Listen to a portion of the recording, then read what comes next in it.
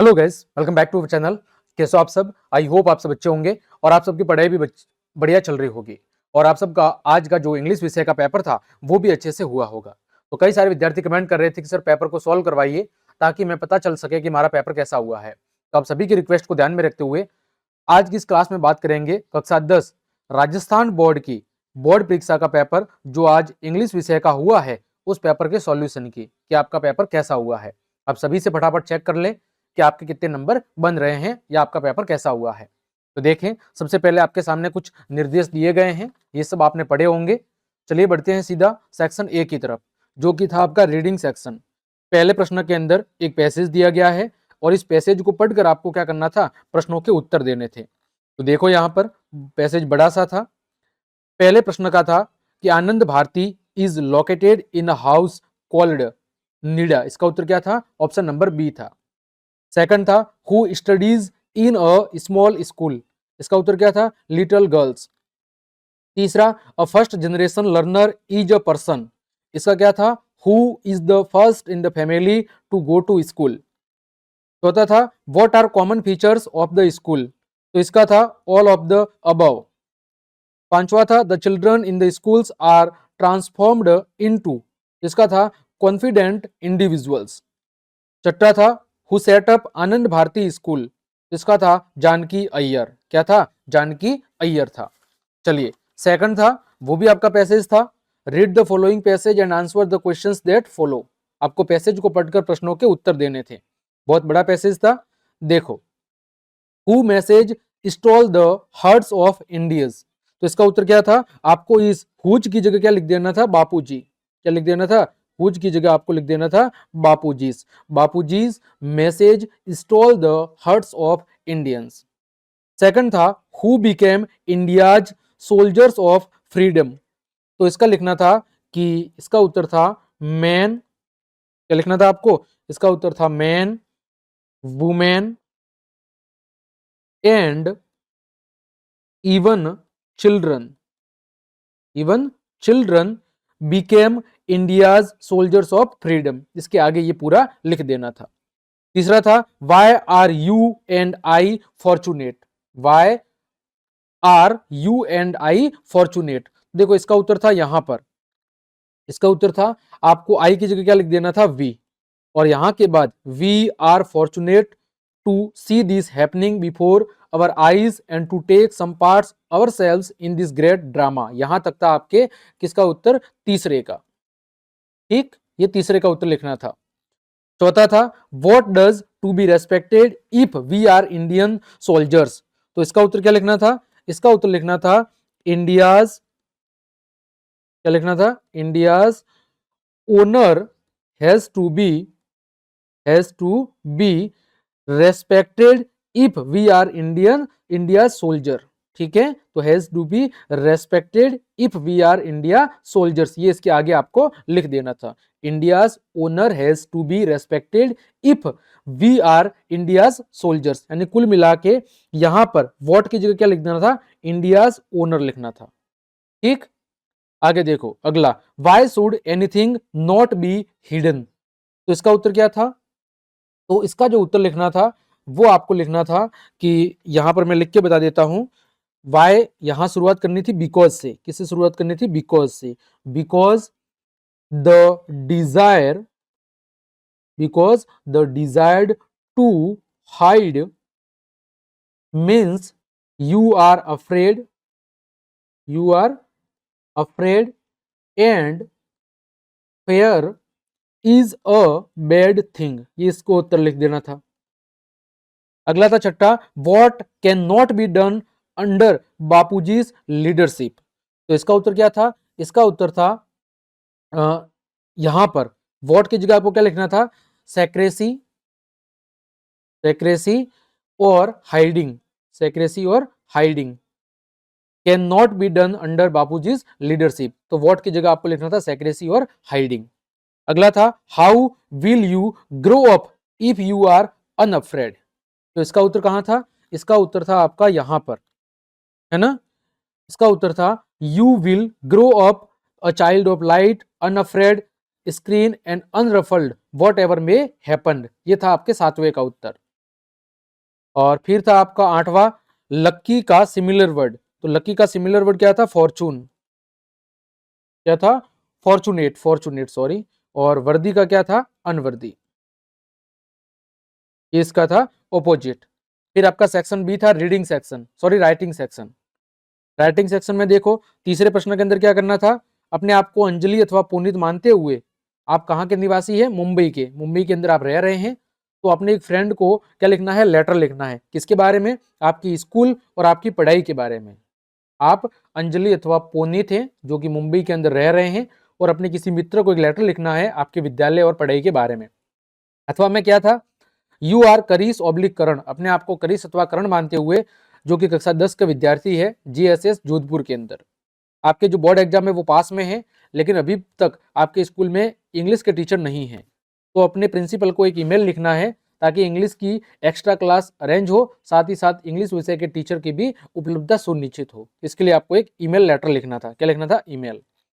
चौथा है आपका, क्या लिखनी थी? आपको एक स्टोरी लिखनी थी आउटलाइन की मदद से।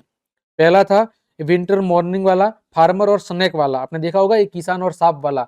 जब किसान अपने खेत पर जा रहा होता है, एक सांप है वो वहां पर ठंड के मारे बिल्कुल सिकुड़ कर बैठा होता है या पड़ा होता है, और उसका जो है किसान है उसकी क्या करता है? मदद करता है। फिर उसको घर पे लाके दूध पिलाता है, सेवा करता है। लेकिन एक दिन जो स्नेक है वो उसके बच्चे पर हमला कर देता है, जिसकी वजह से जो फार्मर है वो क्या हो जाता है? गुस्सा हो जाता है, और उसको क्या कर देता है? मार देता है। और अथवा में क्या था? आपका एक टोपी विक्रेता और बंदर वाला, है ना? टोपी विक्रेता टोपी बेचने जाता है, जंगल में उसे नींद आ जाती है, पेड़ के नीचे सो जाता है, बंदर उसकी टोपी लेके ऊपर चढ़ जाते हैं। वो वाली कहानी आपको इधर लिखनी थी। फिर पांचवा था, आपको इस चित्र को देखकर 80 वर्ड्स इस पर लिखने थे। ये किससे रिलेटेड है? तो ये था आपके स्वच्छता से रिलेटेड, क्लीनिनेस से रिलेटेड, स्वच्छता और वृक्षारोपण से संबंधित ये चीज आपको दिखाई दे रही थी। अथवा में था आपके टीचर्स डे के सेलिब्रेशन पर, शिक्षक दिवस आपने विद्यालय में मनाया होगा, उस पर आपको क्या लिखना था? एक शॉर्ट पैराग्राफ लिखना था। आगे बात करें सेक्शन सी की, जो ग्रामर सेक्शन था। इसमें छठे प्रश्नों में था correct form of the verbs. पहले में क्या आएगा? The sun rises in the east. दूसरे में क्या आएगा? दूसरे में आएगा वी टुक। क्या आएगा? We took. फिर तीसरे में क्या था? माय ब्रदर, यहां पर देखो ऑन नेक्स्ट मंडे, तो विल रिच आएगा, यहां पर हैड डाइड आएगा, है ना? फिर सातवां था, सातवें में किसमें बदलना था? इनडायरेक्ट स्पीच में। तो यहां पर पहले का क्या था? तो पहले का था my mother advised to me take care of your health. Take care of your health, ये इंपेरेटिव था। ठीक है। और दूसरे में क्या था? संजय सेड टू अंशु, तो इसका क्या हो जाएगा? संजय आस्क्ड अंशु, क्योंकि ये क्या है? इंटरोगेटिव है। अंशु वाई, क्या था? Why he, why he worked, why he worked so hard, ये हो जाएगा दूसरे का। आठवें में क्या करना था? Subject verb agreement. पहले में आएगा कम्स, दूसरे में आएगा वाज। कम्स और वाज। नब्बे के अंदर क्या करना था? पैसिव वॉइस में बदलना था। पहले का क्या होगा? तो a bag was brought for me by my friend, ये हो जाएगा इसका पैसिव वॉइस। दूसरे का क्या होगा? दूसरे का होगा we are taught English by madam, ये हो जाएगा आपके दूसरे का पैसिव वॉइस। 10वें में था, क्या करना था आपको? Question mark. तो यहां पर क्या आएगा? व्हाट डू चिल्ड्रन और ईट।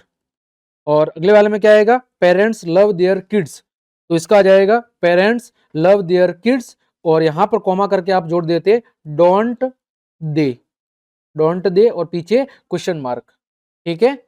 आगे बात करें सेक्शन डी की, जो किससे संबंधित है? आपके टेक्स्ट बुक से। यहाँ पर क्वेश्चन नंबर 11 के अंदर एक पैसेज दिया गया है, आपको पैसेज के उत्तर देने थे।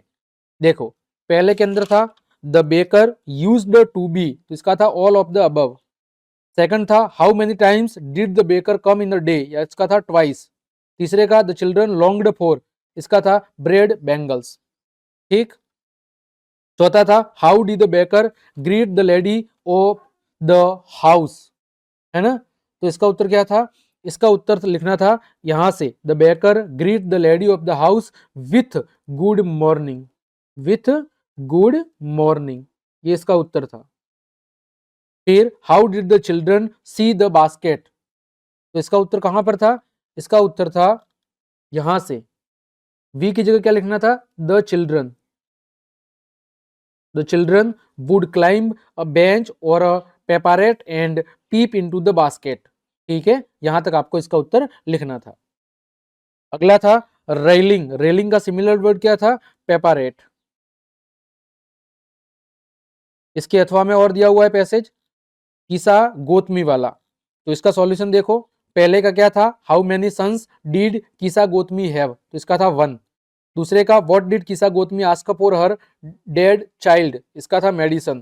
तीसरा था हु वाज शाक्य मुनि, तो इसका क्या था, बुद्धा। फिर what did Buddha want, what did Buddha want, तो इसका उत्तर था कि Buddha wanted a handful of mustard seeds, ठीक है, ये था, ये इसका उत्तर था। और कहां से, तो देखो इसका लिखना था बुद्धा वांटेड अ हैंडफुल, या आई की जगह क्या लिखना था, Buddha, Buddha wanted a handful of mustard seeds. फिर फ्रॉम अ हाउस, आगे लिखना था from a house where no has lost a child husband parent और फ्रेंड, ये पूरा उत्तर था इसके चौथे का। फिर पांचवा था विच क्वेश्चंस वाज आस्क्ड बाय किसा गोतमी फ्रॉम द पीपल, तो किसा गोतमी ने लोगों से क्या प्रश्न पूछा था, तो इसका उत्तर क्या था, इसका उत्तर था, देखो इसका उत्तर मैं लिख के यहाँ पर बता देता हूं, इसका उत्तर आपको लिखना था कि सी आस्क्ड डिड अ सन और डॉटर अ फादर और mother die in your family, ये इसका उत्तर लिखना था। फिर था हील, हील का सिमिलर वर्ड्स क्या था, हील का सिमिलर वर्ड था क्योर, क्या था, क्योर, ठीक। आगे बात करें क्वेश्चन नंबर 12 की, आपको किसी 3 का जवाब देना था। पहला प्रश्न था what is the story about the Kodavu people's descent, फिर how did Valli plan her bus ride, तीसरा था why does Annie provide a brief sketch of her life, और चौथा था who do you think helped the narrator to reach safety. ये आपकी किताब के प्रश्न थे, 4 में से आपको किसी 3 का जवाब देना था। फिर 13वें के अंदर भी 2 क्वेश्चन थे, उनमें 2 में से किसी आपको 1 का जवाब देना था। 14वें में भी 2 में से किसी 1 का आपको जवाब देना था, ये किताब के प्रश्न हैं। फिर 15वें के अंदर क्या करना था, read any one of the following extras and answer the questions that follow, इस स्टैंजा को अच्छे से पढ़ना था और इस पर आधारित प्रश्नों के क्या देने थे, आपको जवाब देने थे। 16वां, इसमें 3 में से किन्हीं 2 प्रश्नों के आपको अपनी बुक में से जवाब देने थे। फिर 17वें के अंदर 2 में से किसी 1 का जवाब देना था। 18वें में 3 में से किन्हीं 2 का जवाब देना था। फिर 19वें में पहले के अंदर क्या था, Ausable is expecting to get a very important report. दूसरे में था आपका Matilda is invited to a grand party. तीसरे में था what was the name of Bholi, तो सुलेखा। और चौथे के अंदर था Mother Goose is a well known book of nursery rhymes in English. तो प्यारे विद्यार्थियों, ये था आपका इंग्लिश विषय का पेपर। उम्मीद करता हूं पूरा सॉल्यूशन आपको समझ में आ गया होगा और आपको पता भी लग गया होगा कि आपके कितने प्रश्न सही हुए हैं और कितने प्रश्न गलत हुए हैं। उम्मीद करता हूं मेरी ये क्लास और मेहनत आपके लिए उपयोगी साबित होगी। तो यदि आपको मेरी क्लास हेल्पफुल लगी है तो फिर लाइक, कमेंट, शेयर और सब्सक्राइब जरूर करें। मिलते हैं अगली क्लास में, तब तक के लिए आप सबको जय हिंद, जय भारत।